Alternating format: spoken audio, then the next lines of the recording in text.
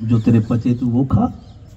कितना खाऊं, खा करके ज्यादा दुनिया मरती है, कम खाने वाला नहीं मरा करता। कम खा। कब खाऊं? भूख लगने पे खा। कि जी मैं 6 बजे खाना खाता हूं और 6 बजे भूख ना लगे, एक दिन खाना छोड़ दे, मर थोड़ी जाएगा, शरीर का शोधन हो जाएगा। छोड़, इंटरमीडिएट फास्टिंग होगी, आपके शरीर से बीच में आपका विजातीय द्रव्य बाहर होगा। अगर एक दिन समय पर भूख नहीं लगती, छोड़ दीजिए खाना। आप मेरी बात समझ रहे हैं? नेचुरोपैथी है जी। आप किस तरह के योगी हो भाई? मरते खाने के ऊपर हो और योगी कहलाते हो, दावा करते हो, बड़े बड़े भाषण देते हो। भोजन पर और जीवा पर आज तक तूने नियंत्रण करना नहीं सीखा। मल्टीग्रेन आटे की चपाती खाओ। आज ये साल 2023 तो गवर्नमेंट ने भी मिलेट्स ईयर डिक्लेयर किया विश्व स्तर के ऊपर। आपने देखा कि G20 लगा, उसके अंदर भी मिलेट्स छाए रहे। भारत की संस्कृति और सभ्यता और हमारे पूर्वजों के दिखाया गया इसे मार्ग है, मत भूलिए। आप मल्टीग्रेन चपाती, उबली हुई सब्जी खाओ, मौसम की सब्जी खाओ, ताजी सब्जी खाओ, अंकुरित भोजन लो। क्या लो? अंकुरित भोजन लो, फल फ्रूट खाओ।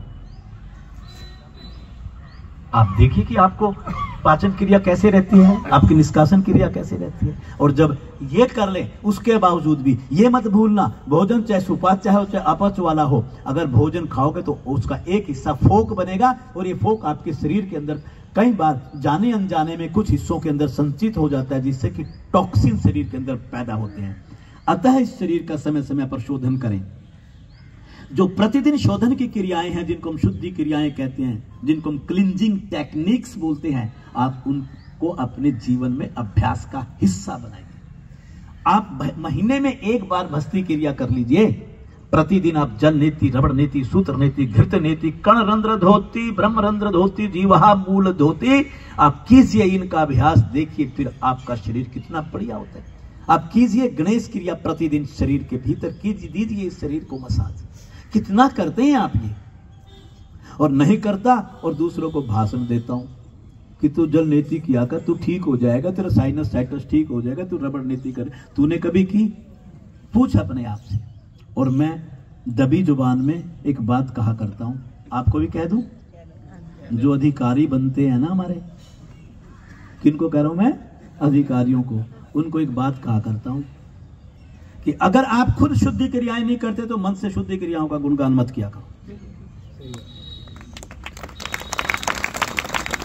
भले इन शब्दों में कड़वाहट हो, लेकिन जिसके आप स्वयं अभ्यासी नहीं, प्रातः काल उठ करके आप स्वयं नहीं करते और दूसरों को ज्ञान देते हो, आपके ज्ञान का प्रभाव सामने वाले के ऊपर नहीं पड़ेगा। अगर आपने खुद किया है, सालों साल से करते आ रहे हो, जब आपके वो शब्द शैली बन करके, भाव बन करके सामने वाले के सामने आएंगे तो वो किताबी और रटी हुई भाषा नहीं होगी, वो सामने वाले के दिल और दिमाग को छू देने वाली बात होगी।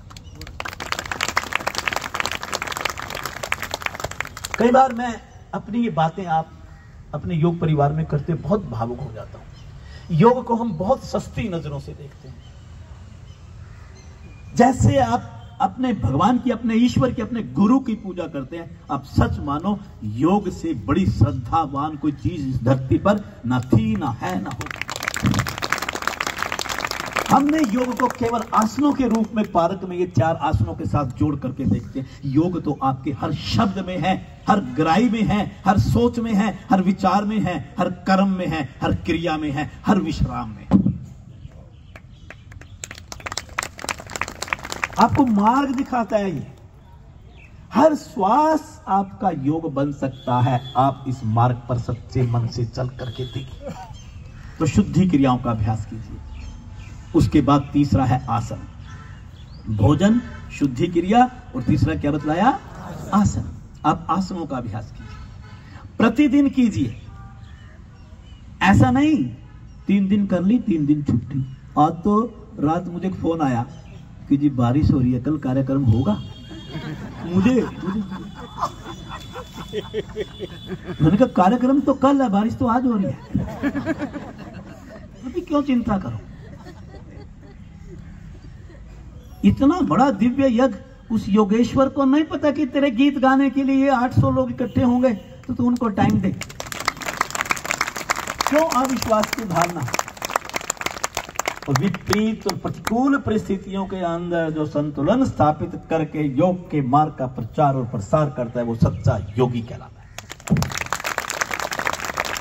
इस मार्ग पर चलते समय हमें कोई चिंता नहीं है। हमें साधन कौन जुटाता है? दुनिया पूछती है हमसे कि देश राज्य की ये बताओ, आप दान नहीं लेते, आप शुल्क नहीं लेते, आप पैसा नहीं लेते, आप फीस नहीं लेते, आप चादर नहीं ओढ़ते, तो आप इतनी बड़ी संस्था को चलाते कैसे हैं? तो हमारा एक ही जवाब होता है, हम तो चलाते ही नहीं।